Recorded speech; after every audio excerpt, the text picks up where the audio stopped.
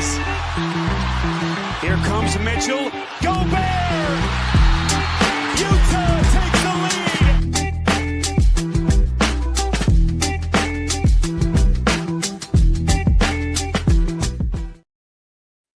All right, hello everyone, and welcome back to Basketball in the Mountains here, the night of the NBA draft after the first round. Recording this a little after 10 o'clock Mountain Time here, and we've got a lot to talk about tonight after not as intriguing or not as dramatic of a first round as maybe some people were hyping it up to be with a flurry of moves that were reported to maybe happen. Pretty chalky to start the draft tonight. Then Utah obviously really kicks things off with their pick at number 5, which we will talk all about here as it's a really big night for the Jazz as they take a big swing for their future. We'll talk about the Phoenix Suns as well, who made some big moves tonight, especially not just picking at number 10, but making a trade as well. And then all those 3 local guys that we have talked about many times throughout the pre-draft process with Egor, Demin, Carter Bryant, Nique, Clifford, all those guys get picked in the top 24 picks tonight. So really cool for all 3 of those guys. But here to break it all down with us here tonight on Basketball in the Mountains is Jason Walker from the Cache Valley Dailey, also host of Full Court Press on 106.9 The Fan in the Cache Valley. So, Jason, I appreciate you coming on here late at night to break down the first round of the NBA draft here. Yeah, glad to be on. Thanks for having me. It's always good to talk some NBA and some draft. Been waiting for this for like months, given the whole Jazz season was coming up to this moment. Disappointing spot they picked at, but still, this is what the last year has been working forward, is to finding out who their next star could be. Yeah, and they believe it's Ace Bailey. That is for sure, because despite Ace Bailey not working out for anyone in the pre-draft process, it was reported very widely that he was the only American player that did not work out for any NBA teams. It seemed pretty clear that he was trying to maybe angle his way to one of the teams in the 6 to 8 range, which was Washington, New Orleans, and Brooklyn.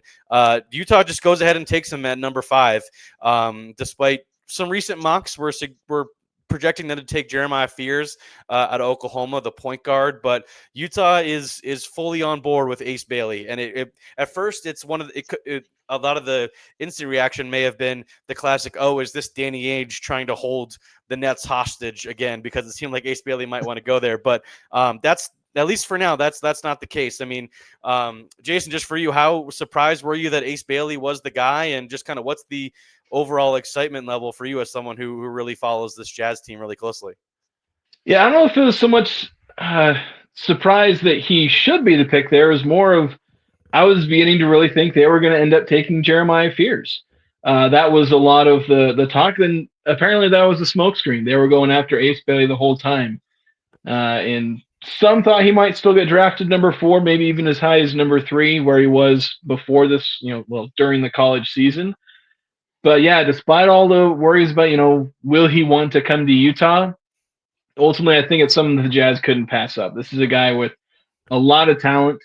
And so they didn't, they're not considering like, oh, will he like you? It's like they're going to draft him. They're going to get him for 5 or 6 years if they want to, like that initial contract plus an extension. They can have him for a really long time and have a long time to convince him that he's going to want to be in Utah. And they obviously believe in his potential as well.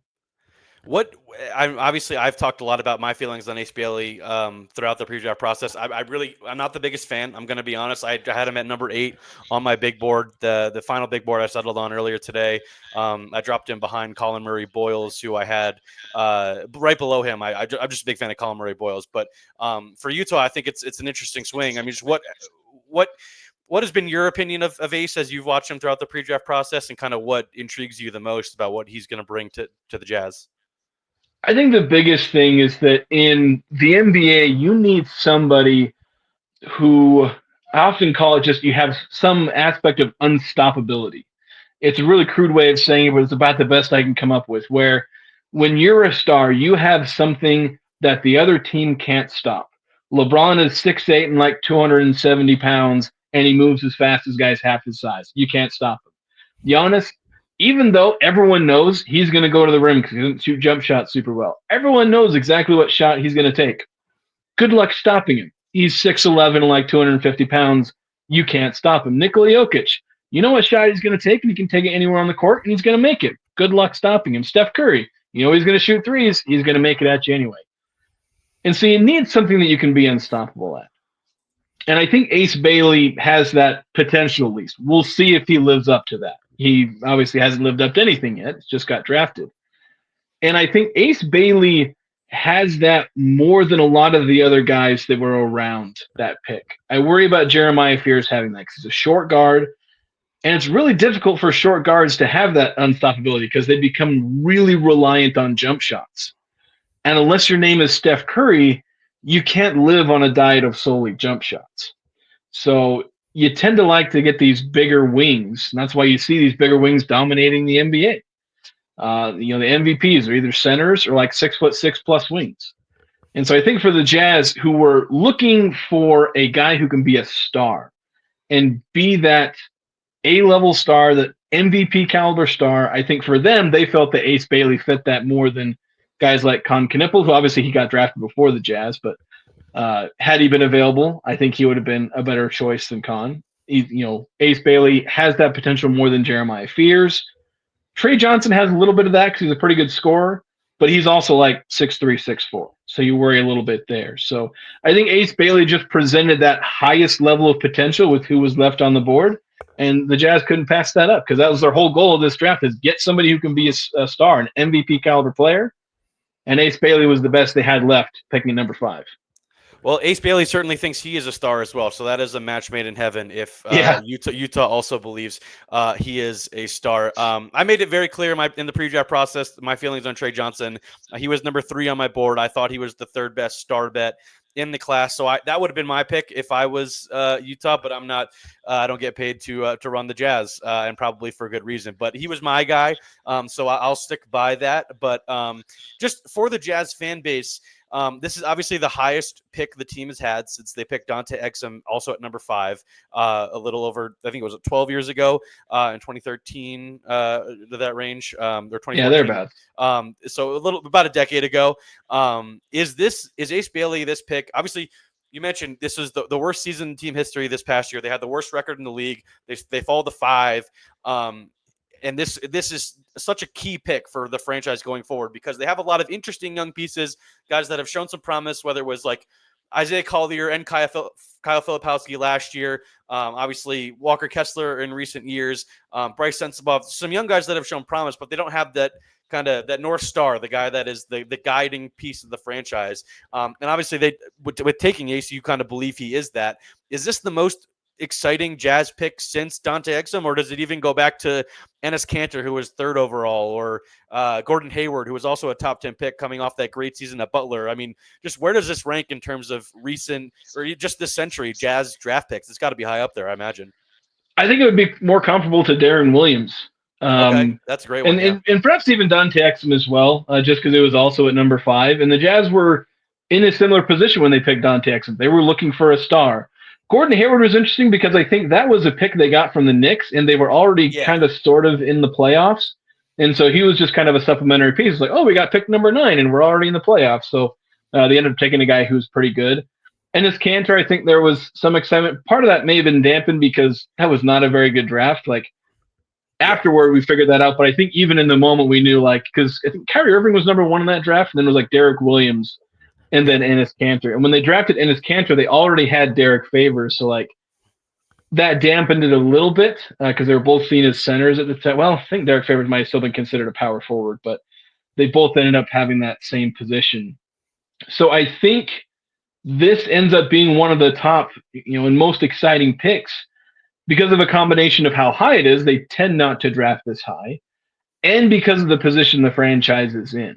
They're looking for that star. They're looking for, they're looking to put all their hopes in this player to be that superstar. Because, as you mentioned, they have exciting young players. I love Walker Kessler, and everyone loves Lauri Markkanen, who's been an all-star. But all of that together, like, even if they weren't trying to tank last year and hold guys out for whatever injury, they get a hangnail, so you're out for 2 weeks. Or somebody wakes up and the coach tells them, you have back spasms, you're not playing today. That kind of stuff. they still would have been like 4 or 5 spots out of the playoffs if they'd really tried, because the roster is young and doesn't have enough talent.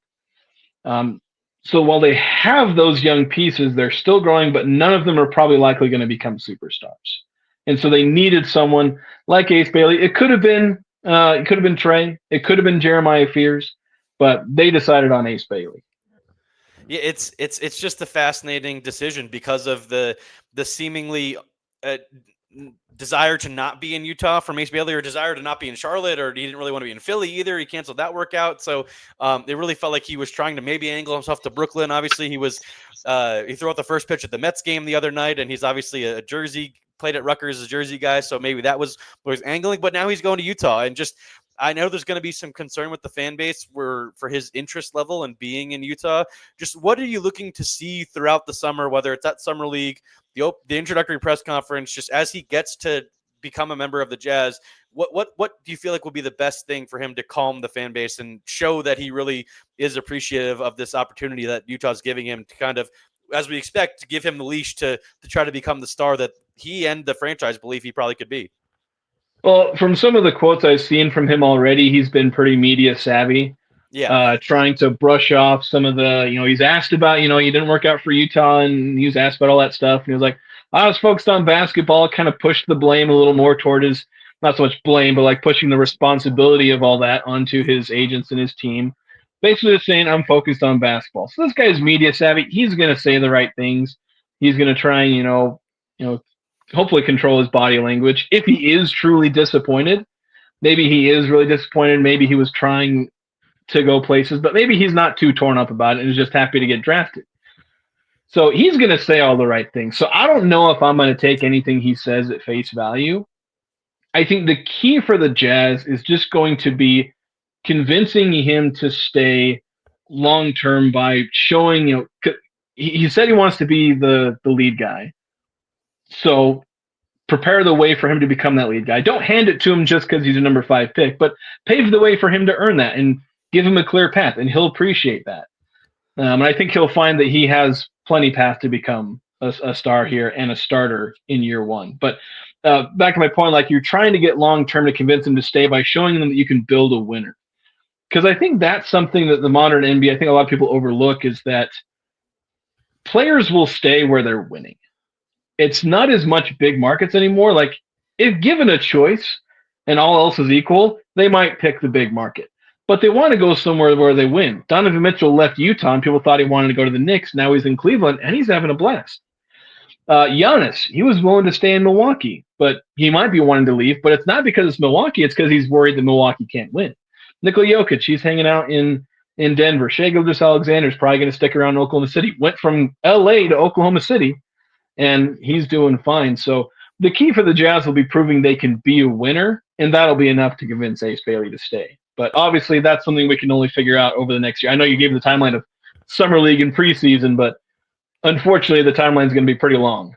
Yeah, I was just thinking, immediate quelling the nerves of the fan base, because obviously the smaller market like Utah, and obviously we appreciate them on this podcast because they're one of the three NBA teams we talk about. But I mean, obviously, when a player is so seemingly adamant in the pre-draft process that he doesn't want to go to certain places, there's always going to be that kind of concern. So I was just thinking about the immediate kind of ways that he could calm the fan base down and prove that he is maybe appreciative of this opportunity that he's likely going to get in Utah. And he's not going to be the only piece. Like we could talk. We'll talk about this throughout the rest of the offseason too. But like, Utah is not going to be in a position to be competing in the Western Conference next season. They're likely going to be in the lottery again next year, where it projects like there's going to be 3 really high caliber players at least going into next year's draft. It seems that way. And Utah is probably going to be in contention to get one of those guys on lottery night next year to join Ace and all the other guys. So the big night for Utah did not stop there, despite obviously Ace Bailey being the headliner, and he's going to be the guy that everybody in Salt Lake City is going to be talking about for weeks and months and years to come, for sure. It's a defining moment for the franchise, whether it works out or not. I think, for sure, because one of the guys behind Utah is really going to hit if Ace doesn't. And even if Ace does hit, there's going to be guys behind him that hit either at a similar level or maybe slightly below. So it's a monumental night for the franchise with the selection of Ace Bailey. But we cannot overlook them trading up to get Walter Clayton Jr. as well. They move up from 21 to 18.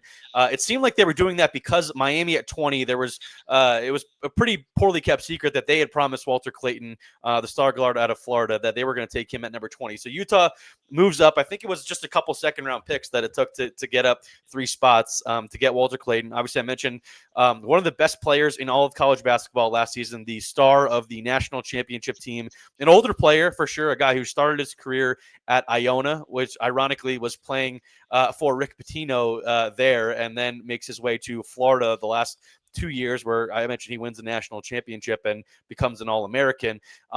It's a really interesting fit for me because obviously the Jazz have a lot of experienced veteran guards on the team. Well, 2 namely with Colin Sexton and Jordan Clarkson, who may or may not be on the team by the time the season starts. And then you've got some young guys like Isaiah Collier and Keontae George as well. How fascinated were you by this selection of Walter Clayton Jr.? Just obviously one of the most well-known guys in the draft, but not a guy that seemingly has a ton of star level potential, but feels like a guy that Utah is going to rely on for at least the next 4 to 5 years as a steady presence, at least in the locker room, which is rare to say about a rookie, but it seems like that's kind of what you're going for. When you pick a guy like Ace Bailey at number 5 and now at number 18, you go up and get a veteran-ish, an older player like Walter Clayton Jr.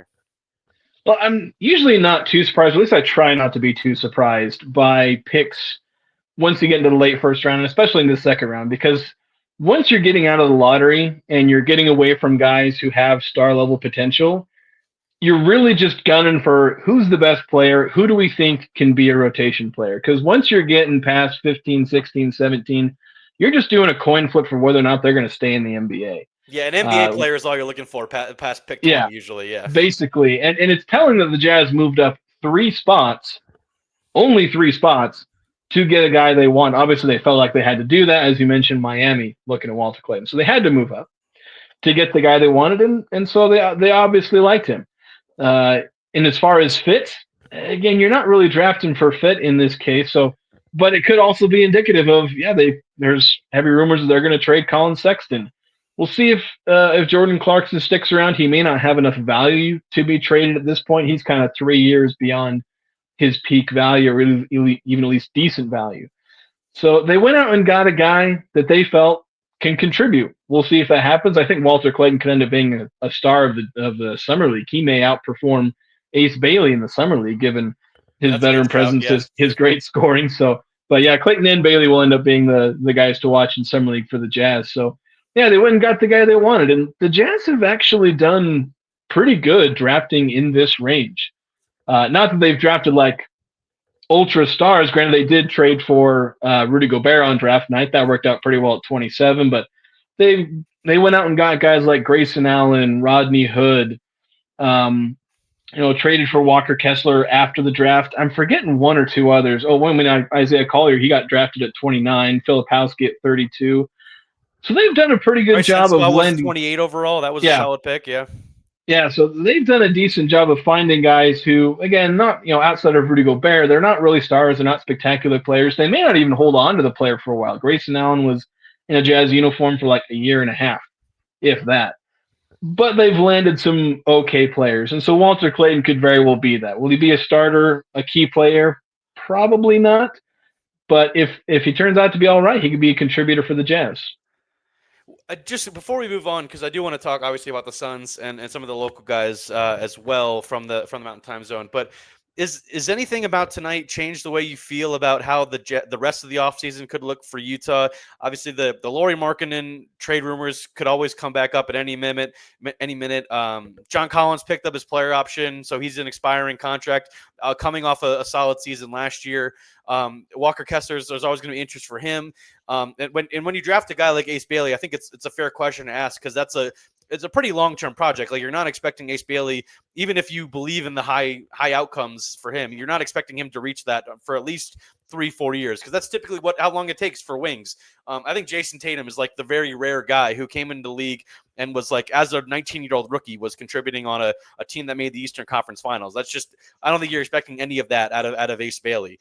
Does this change at all how the Jazz might approach this offseason? Do you feel like they might strip some pieces down and try to really buy into this or commit to this longer term timeline with some of the younger guys that they've drafted in recent years? Like, we'll see what happens with Cody Williams in year 2, but Taylor Hendricks will be coming back this year. Like, and we've talked about all the other young guys too that'll fit alongside Ace Bailey. Like, do you feel like they might really commit to this younger core that they'll obviously, like we said, add to next year on the draft as well? Do you think that is something that could be explored this offseason, some of those scaled down trades kind of things? Pretty much everything's going to be explored. The problem is the Jazz are putting out a lot of mixed signals. Some of the most recent things they said is like they're saying everybody's available for trade. But like 3 weeks ago, they were saying, we're not going to tank. Like when Austin Ainge, I think his introductory press conference, he was like, somebody asked him, like, are you going to have like last season where a lot of guys were held out because of injuries and all that? And he said, we're not going to do that. As in, we're not going to tank like we did last year. So I was like, all right. In that situation, you just throw all these guys out there, throw Lauri Markkanen and Ace Bailey and Walker Kessler and all these guys out there, throw them to the Wolves, let them do their best. You probably end up with like the 8th or 9th overall pick. Or maybe it depends on injury luck and other things. And who knows? Maybe you jump up. The Spurs and Mavericks were that range this year and moved up from range too. Same for the Sixers; they were six odds and they jumped up. So you never know. Yeah, definitely. So like you could just say, we're just going to try. The roster's not good, so we're not going to win, and pray to the lottery gods, which haven't treated the Jazz well. But yeah, maybe being in that 7, 8, 9 spot has worked out a lot better than being in the 1, 2, or 3 spot. So that's one path they could have taken. Or as you mentioned, there's a bunch of different trades they could make. They could make some of the smaller trades, Sexton and John Collins. They could trade Lauri Markkanen. It was nice last year with Lauri Markkanen's extension that he wasn't eligible to be traded by the trade deadline, because I was blessed in not having to hear all the stupid Lauri Markkanen trade ideas. Like, we'll give you a second rounder and a bag of chips and some 24-year-old prospect. Like, that's the caliber of trade we're hearing for Lauri Markkanen. But that's going to heat up again. He obviously, he's eligible to be traded now, so there's going to be a lot of those rumors. There's teams, some that maybe missed out on Kevin Durant, others that are just looking for that Lauri Markkanen type player who can be a second or third best player on a championship team. So they could try and move Lauri Markkanen. In that case, they'd be going really hard on, just throw all these young players out there and don't let anyone get in their way and just let them develop. And if they succeed, they succeed. If they fail, and you start over. So there's a lot of different paths they can take. And the problem with figuring out which one they want is that they've just sent so many mixed signals. Deliberately, I would say. They're being deliberate about sending those mixed signals. So it's hard to say for certain what they're looking at. If the Jazz had traded their pick, because there was some rumor about them maybe trading the number 5 pick to do something. There was a rumor that sprung up and was hot for all of 5 minutes where they were looking at Jaylen Brown, since the Celtics seem to be selling their team for parts in those kind of things. And then there was, John Collins. He exercised his player option today, and everyone's like, well, that's convenient. The timing, that means he's going to be traded, right? Didn't happen. If one of those things had happened, I think we'd have a clear view. But since they went with the default option, it's a lot harder to interpret their motives because they haven't shown their hand as of yet.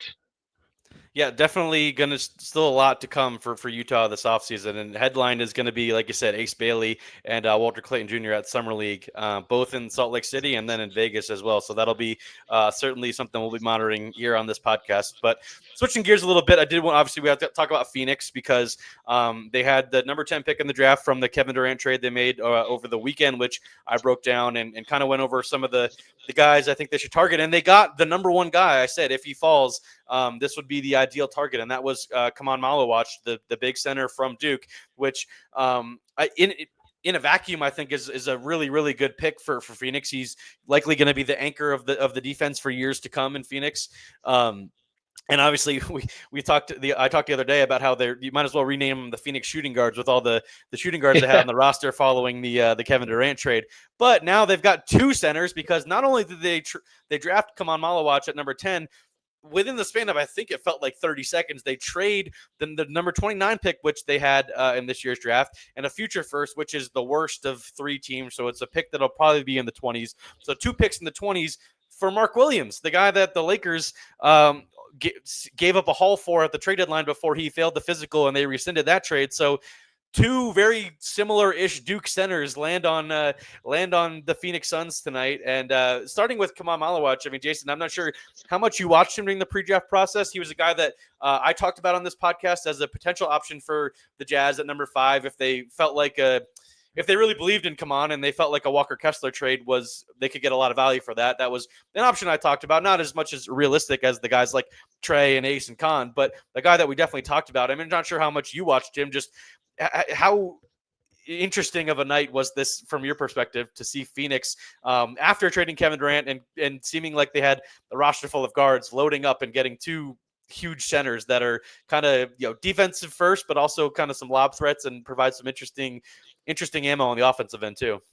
Well, I'll tell you, I am an absolute sucker for a good pick and roll big. I love them. They're one of my favorite archetypes of player. You get a 7'2" guy, this guy like a big wingspan and Maluach, and you gotta love them. You gotta love those kind of bigs. The Jazz luckily have one with Walker Kessler who's like that. And it's weird because Maluach there were a few people who were having a mock draft with him going to the Jazz, and I was like, what is this? Because like they have Walker Kessler, and I know like there's some worry about he's going to come up on an extension, and I think the biggest worry with the Jazz is everyone loves Walker Kessler, but nobody wants to actually pay him. Yeah.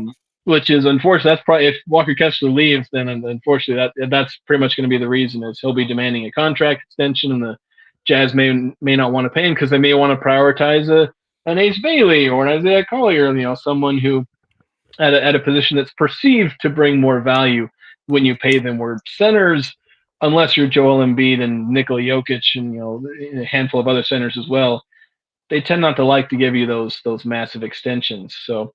But yeah, Phoenix, they needed someone that wasn't a shooting guard. So my biggest hope with Phoenix is I saw one rumor that if they traded for Jalen Green, they might reroute Jalen Green because they have 1 million shooting guards. I was hoping the Jazz might try and pick up on that. That's something Ben Anderson and I talked about on this podcast a couple of months ago. He talked about Jalen Green as a potential, back when obviously he was on Houston, that was a potential, buy low candidate for Utah. Another one he mentioned was Jonathan Kuminga as like a sign and trade. But yeah, Jalen Green would have, if Phoenix is still interested in doing that would be interesting from Utah's perspective. If it's like Colin Sexton and John Collins for Jalen Green and a pick or something, I think that would be fascinating for both franchises. Yeah, absolutely. Like you said, kind of a buy low candidate, and you kind of pray that he's that. People talk about Shai Gilgeous-Alexander. He wasn't really a notable piece of that Paul George trade, but he turned out to be the best piece in that Paul George trade. And even going back to James Harden, going from OKC to Houston, it's like he was kind of an underrated part of that, and then he became James Harden. Yeah, there's been a lot of guards in the last how many years that have found a lot of success at their second stop. Second or third stop, yeah. Yeah, and Tyrese Halliburton's another one. So it's like maybe that's people are going to pick up on that and start being like, who's that kind of guy? And you brought up two excellent examples, Jalen Green and Jonathan Kuminga. I wasn't as high on Kuminga coming out of the draft, but I think he's exceeded my expectations. So he'd be a good fit if the Jazz wanted to. But I lost my train of thought with where we were going with. Oh, because we were talking about all the shooting guards. But yeah, getting centers. But it is a little weird that they got two of them because they can't play next to each other unless you want to go full 1970s. On the league. So yeah, it kind of feels like there was one guy responsible for trying to trade for a center and one guy responsible for drafting a center, and they didn't talk to each other. So that would be on brand for the Phoenix organization. That would. Sure. But I kind of like it. On brand for like Kings and whatnot. I kind of like it. I think obviously Mark Williams can slot in as the starter because he's a guy that's been in the league for a couple of years, still pretty young for how many years he's been in the league at this point. It is ironic that they're two 7-foot Duke centers with like the rim running capabilities, lob threats, and defensive first. I mean, I'm a guy, I've been high on Maluach. I think I finished with him at 6 on my big board. Like there's a world where he's better than Mark Williams like halfway through next season if he hits right away. So I kind of like it. Like you're taking a decent swing on Maluach because maybe there is some untapped offensive potential in there besides being an elite pick and roll threat with Devin Booker, which I just think that is going to be really, really fascinating and fun to watch earlier in next season. As as soon as those guys get on the court together, that'll be fun to see how they mesh and try to work that out. Because Devin Booker has been a great pick and roll facilitator, and obviously, like we said, Maluach is one of the best play finishers in this year's draft class, and Mark Williams was kind of very similar when he came out of Duke as well. So I mean, if one of those guys can turn into a long-term option for them, I think that's a really good world for Phoenix. And then if the other guy ends up being a long-term backup, that's really good too. And that's, I mean, for a night like this, I think that's kind of all Phoenix could ask for. Like I said at the top, I had Maluach as the top option for them.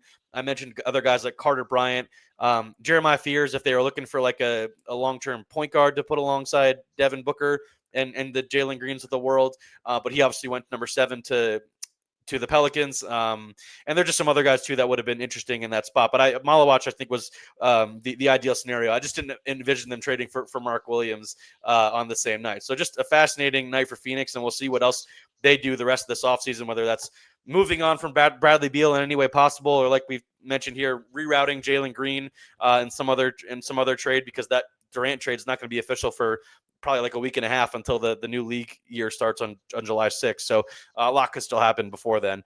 But before we wrap up today, Jason, I did appreciate you coming on, but I wanted to get us both out of here and to bed because it's approaching 11 o'clock here. But wanted to talk about the 3 guys from the Mountain Time Zone teams that got picked tonight. Not in the order I expected. That's for sure. Not in the order I had on my big board, with Egor Demin from BYU going first of these 3 guys to Brooklyn at number 8. I'm not sure how much you got a chance to watch him in Utah this past year. Obviously, different conference than Utah Valley, or Utah State, who you cover up there.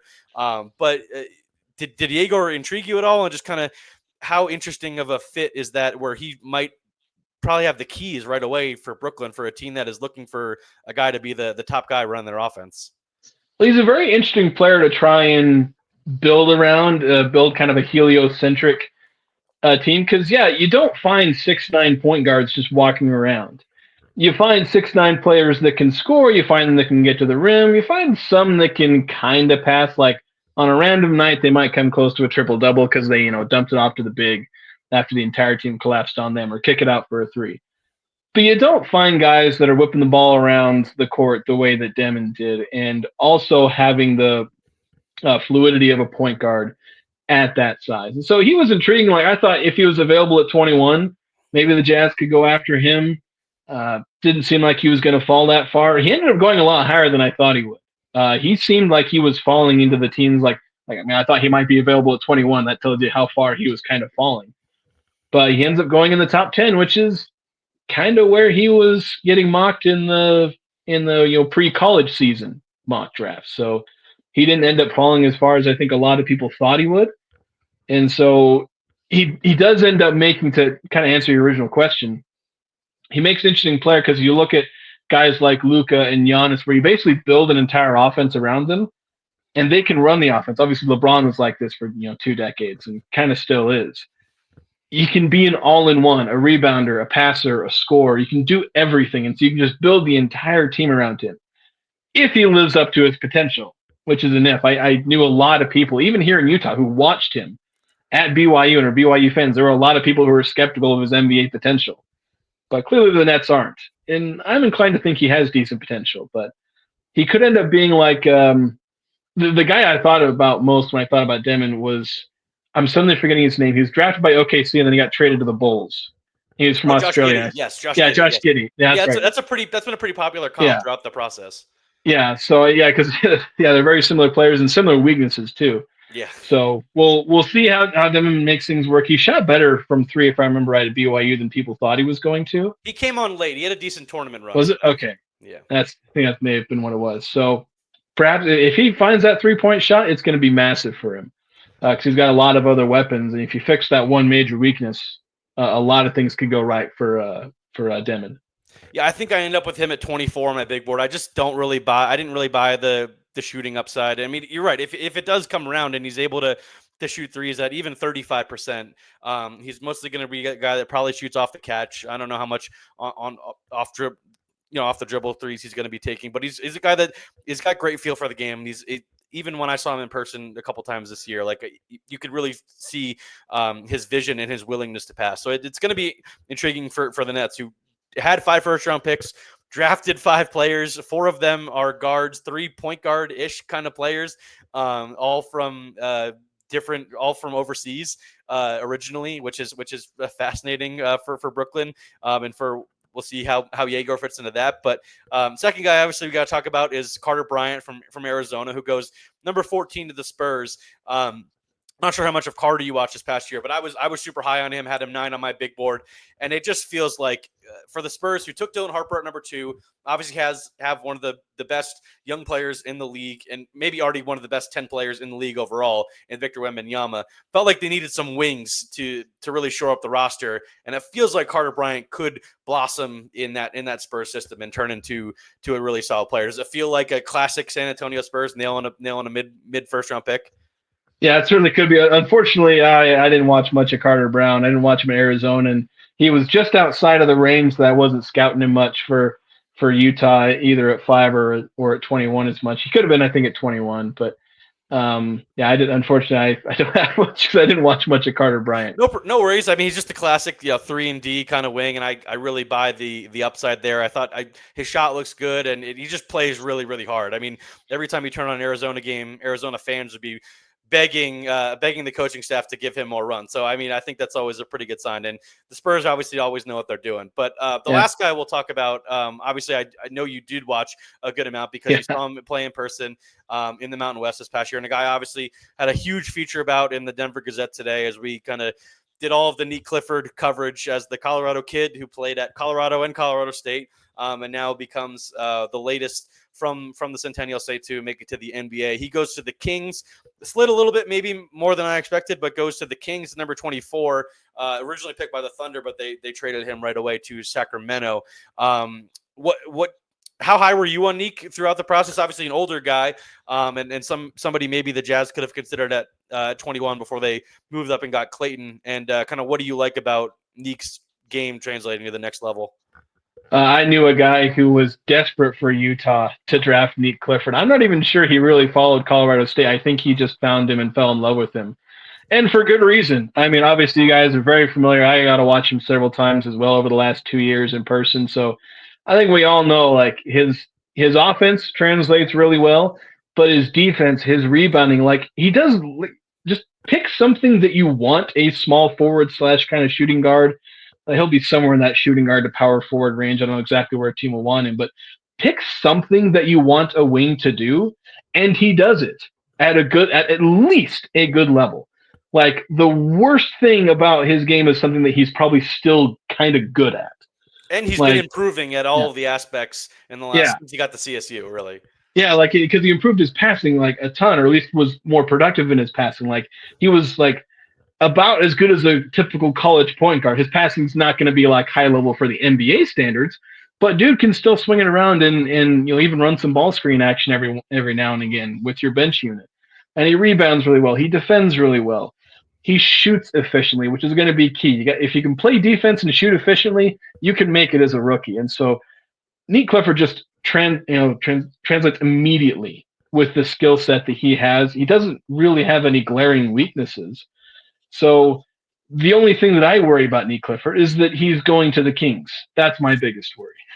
So. Yeah, it is a little bit of a tougher situation. Not the greatest track record for Sacramento and some of their development with guys, but I believe in Nique. He's a guy obviously I've gotten to know really, really well over the last couple of years, both at Colorado and Colorado State, and I have no worries about his game translating and his ability to carve out a role, whether it is in Sacramento or wherever his career takes him. I do feel like he's going to be in the NBA for a long time for all the reasons you mentioned. Like, he's just become such a Swiss Army knife type of player, especially with what he showed this past season. Like, he obviously entered the NBA draft last year, kind of went through the process, would have likely been an undrafted player and a pretty bad draft, and then has the season he does, leads CSU back to the tournament, gets a win in the tournament, becomes one of an All-American caliber kind of player, and ends up being a pick in the 20s, which is just super happy for him and his family. All of them were there in New York tonight, so that was cool. Wanted to make sure we shout out Nique as he gets to start his career.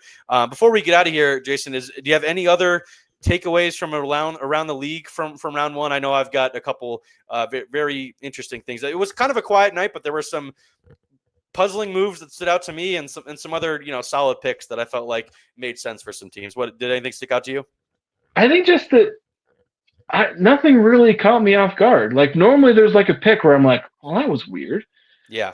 And I didn't really feel like that was there as much. Yang Hansen, the Chinese, they call him Chinese Jokic, who went up all the way up at 16 to Portland. That was maybe the one real surprise. But like you said, I agree. Yeah. Yeah, like some guys, they slide 2 or 3 spots. You mentioned Nique, like he could have gone in the high teens. He won at 24. A guy slides 4 or 5 spots. That was his range for me, like 15 to 25. Yeah, so it's like some guys slide, some guys reach a little bit. Egor was a bit of a reach at 8, but it's like nothing really was like just like it catches you off guard the way that you get a few of those per draft. But that is almost kind of the thing that sticks out about this draft is that it was kind of boring in the sense that pretty much everybody predicted most of the picks. The one thing that did stick out to me, and I'm sure you feel the same way, is though at least we do have some dumb teams making dumb moves that keeps it interesting all the time, and that is the New Orleans Pelicans, who traded up from number 23 to number 13 with their own unprotected first-round pick in next year's draft. And I don't think New Orleans is going to be very good next year. It also could be Milwaukee's pick if they're bad too. So New Orleans potentially gave up a top 10 pick in next year's draft, which could be even better than this year's draft. We'll see in a year in a year's time if that becomes true. But a potential top 10 pick in the following draft to move up 10 spots to draft a guy I wasn't super high on anyway in Derek Queen. Just a kind of a puzzling move, but a typical New Orleans Pelican move. Was that maybe the one that caught you off guard there, that trade that, okay, New Orleans is moving up to take Derek Queen, not out of the ordinary. I think he's a decent fit with Yves Missi there, but they gave up an unprotected first-round pick in next year's draft to do so. That was just wild to me. Yeah, it is a little wild there, and it just seems like they're apparently going all in on win now. I guess they're hoping that Zion is going to be healthy, hoping that all the guys that they have are going to make. They did also draft push. Jeremiah Fears, though, who is the youngest player in the draft. So it's a very puzzling kind of situation. They traded for Jordan Poole the other day. Like, I don't know kind of what's going on in New Orleans. Yeah, and maybe that was like kind of the win move is you trade for Jordan Poole, so you maybe try and pair him in there. So it's like, yeah, they're making some almost contradictory moves and some very, like kind of trades like with the Nets when they traded with the Boston Celtics and ended up giving up a whole lot of, the picks that became Jaylen Brown or Jason Tatum, one or the other or both. Both of them, actually, yeah. Yeah, were the Nets picks. So basically handed the Celtics a future championship. But that could end up being a trade like that where if they are not good next year, then they'll. And especially like with giving up an unprotected pick, how stingy teams have been lately. Like they have been refusing, unless it's like these big, trades for stars. That's when they'll give up the volume of picks. But if it's not one of those, they're like, no first. We'll give you like 5 second-round picks, but no first-round picks. And so the fact that they were just willing to be like, all right, unprotected. It's like, all right, it's not my money. You go ahead and spend it however you want. So that was one of the few questionable things, but again, as you mentioned, trading up wasn't a surprise. It was what they gave up to do that. Yeah, that was, and then like you said, it wasn't a ton of. That was the only shocking thing. I mean, there were some other takeaways, like smart teams making smart moves, like we mentioned, dumb teams making dumb moves. Like I thought Thomas Sorber was a perfect pick for OKC at 15. I mentioned Carter Bryant. I thought was a great fit for San Antonio. Cedric Coward going to Memphis in a trade. I thought that was fascinating as well. So a lot of interesting stuff from round one, even if it wasn't maybe as dramatic as people expected. So that'll do it from tonight's episode of Basketball in the Mountains. Thanks to Jason. Appreciate you coming on. Make sure to go check out all of his stuff at the Cache Valley Dailey and listen to him on 106.9 The Fan there in Logan every day. What are you guys, 4 to 6? You're on the air every day? Yeah, we do. In the summers, we go down to 1 hour because there's nothing happening in Cache Valley. But then we go 4 to 6 during fall to spring, basically. So All right. Well, I appreciate you coming on and talking Jazz and everything else that happened in the NBA draft. Big night for us here in the on Basketball in the Mountains with all the stuff going on in the Mountain Time Zone. Unfortunately for the Nuggets, I was down at Ball Arena just in case anything happened, and of course nothing did because the Nuggets don't have any draft picks. Yeah, We'll see if they sign any undrafted free agents or some two-way guys tomorrow. But appreciate you coming on, Jason. absolutely. Thanks for having me. All right, that'll do it from tonight's episode of Basketball in the Mountains. This was episode 28. Appreciate Jason Walker from Cache Valley Dailey for coming on late here after the first round of the NBA draft. Make sure to subscribe, rate, review, comment wherever you listen to the podcast on Spotify, Apple, or if you watch it on Spotify or on YouTube, wherever. Make sure to share the link with everybody you know, because trying to grow this thing here, and I appreciate everybody who helps us do that. And even if you're just listening, that is super helpful and appreciative by me as well. So thanks everyone again for tuning in. Most likely, I'm sure on Thursday morning or afternoon or even on Friday in the aftermath of the first round of the NBA draft. But like I said, once again, thanks again for Jason Walker for coming on, talking all things Jazz, Suns, and the entire first round of the draft. So thanks everybody for listening or watching, and enjoy the rest of the NBA draft.